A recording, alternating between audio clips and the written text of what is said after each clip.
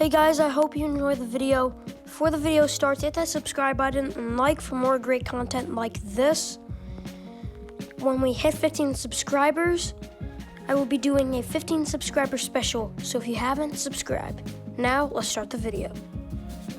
If you don't know, the Buffalo Bills restructured Stephan Diggs' contract, and they did this for a reason.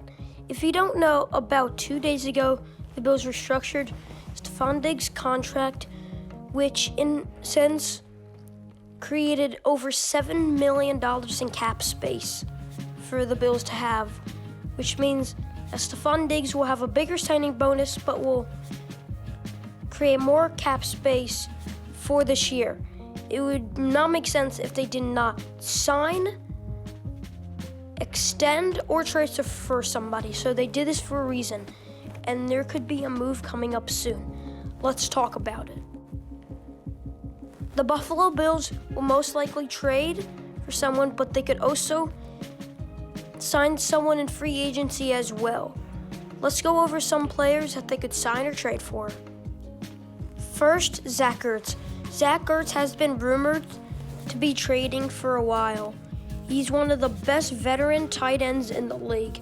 When he was at his prime, which was very short ago, he was a top 5 to top 3 tight end. Zach Ertz will be a huge improvement to our tight end group, to not only improve, but to make our team one step closer to a Super Bowl appearance. And for some reason, people call Zach Ertz average. And if Dawson Knox and Jacob Hollister, 2 current tight ends on our team, are worse, then even if Zach Ertz is so-called average, that will still be an improvement to our current tight ends. I think the Bills could get him because he has been in trade rumors for a while. The Bills need that solid tight end. He will be cheap, and he would be cheap while using up the amount of the money that we created by restructuring Stephan Diggs' contract.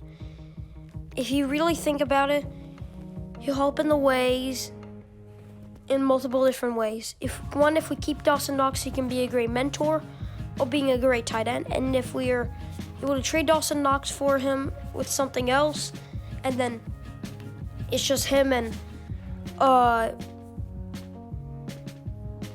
Hollister, then Zach Ertz would be a huge improvement and would make our team even better to go along with, let's just say, a 3 wide receiver play full of Stephan Diggs, Cole Beasley, Emmanuel Sanders, and Zach Ertz to make one of the best on-field player trio in the league.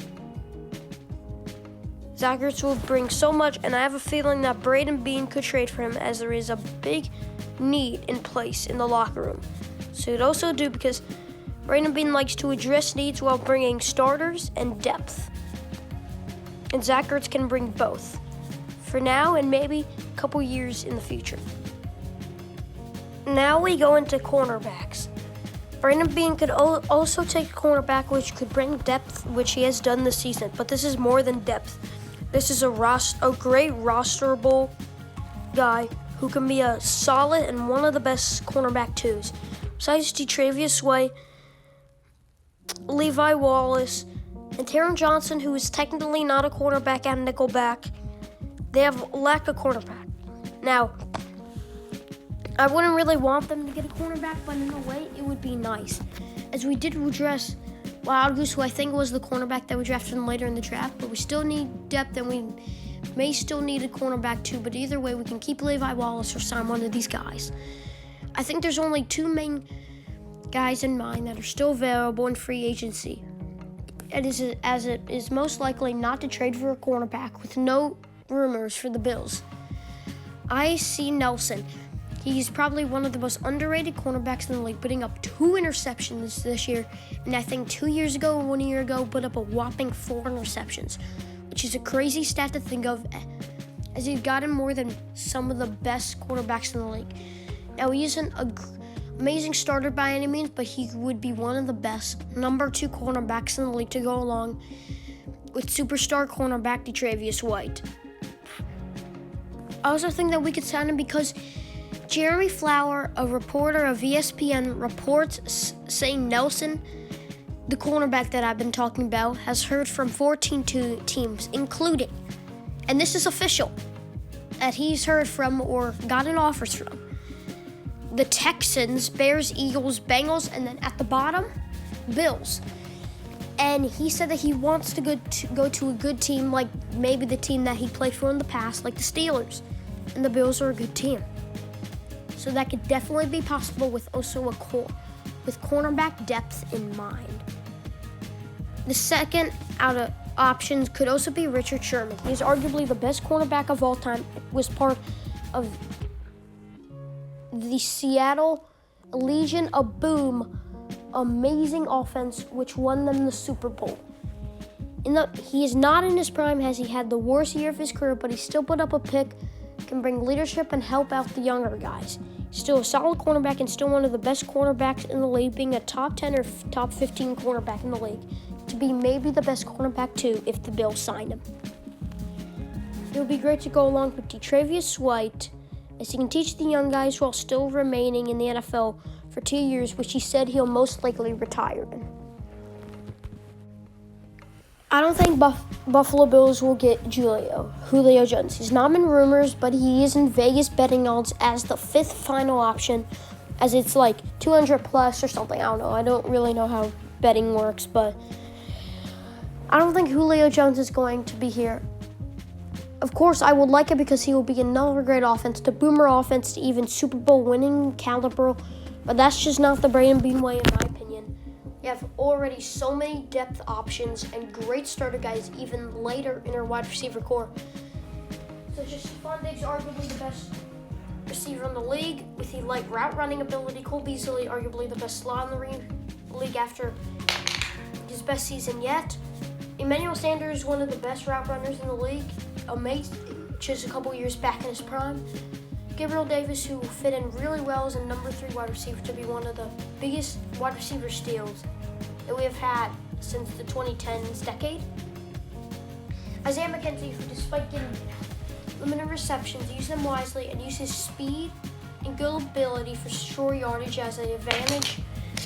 And such as guys like Tyler Gentry, who are of course practice squad only guys, could easily be on the roster that worked with Josh Allen a lot as a main target in Wyoming. To add that, it would be incredible, but I wouldn't really like this, but I would be happy if we still got him.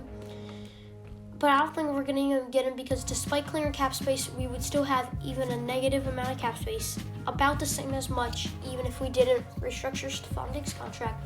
We don't need a receiver, and he is most likely going to get offers from teams who have high draft picks and are in a desperate need of wide receivers, such as the San Francisco 49ers, possibly the Jacksonville Jaguars, and such as more. I don't see this happening. We could also go after a running back, but that is unlikely, as Braden Bean has addressed that our running back room is fine with a good offensive line. You can have a good foundation of running backs.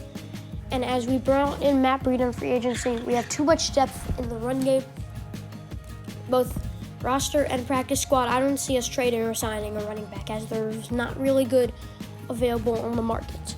Thank you guys for watching. Subscribe and like, and I'll see you guys next time. Peace.